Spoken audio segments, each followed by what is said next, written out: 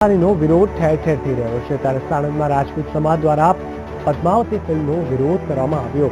રાજપૂત સમાજના આગેવાન કહી રહ્યા છે કે આ અમારી સંસ્કૃતિ અને જે ઇતિહાસ છે તેની સાથે છેડખાની થઈ રહી છે। આગળ આવી રીતે જો ફિલ્મ છેડખાની કરવામાં આવશે તો અમે ક્યારે સહન નહીં કરીએ। સંજય લીલા ભણસાલીની ફિલ્મના વિરોધમાં રાજપૂત સમાજે રેલી કાઢી અને વિરોધ પ્રદર્શન કર્યું અને મોટી સંખ્યામાં કાર્યકર્તાઓએ પુતળા દહન પણ કર્યું હતું। જો કે આ રેલીમાં ક્ષત્રિયો ખુલ્લી તલવાર લઈને રસ્તા પર ઉતરી આવ્યા હતા। ખુલ્લી તલવાર સાથે રેલી કરવી તે કાયદાને વિરુદ્ધ ગણાતી હોય છે ત્યારે અહીં ક્ષત્રિયો ખુલ્લી તલવાર સાથે રેલી કરવા રસ્તા પર ઉતરી આવ્યા અને સંજય લીલા ભણસાલીના પુતળાનું દહન કર્યું હતું।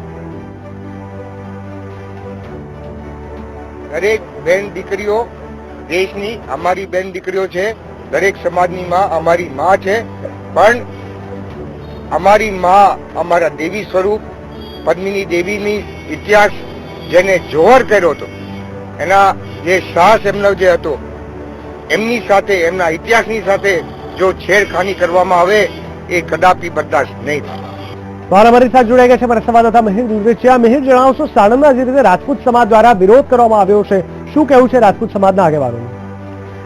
જી જીગર, જેવી રીતે અત્યારે પદ્માવતી ફિલ્મને લઈને જે વિવાદો સર્જાઈ રહ્યા છે, દેશભરમાં જેવી રીતે અત્યારે દેખાવો થઈ રહ્યા છે, ત્યારે સાણંદ ખાતે પણ આજે રાજપૂત સમાજ તેમજ વિશ્વ હિન્દુ પરિષદ તેમજ બજરંગ દળ અને બ્રાહ્મણ સેનાના જે કાર્યકર્તાઓ છે તેઓએ આજે દેખાવો કર્યા હતા।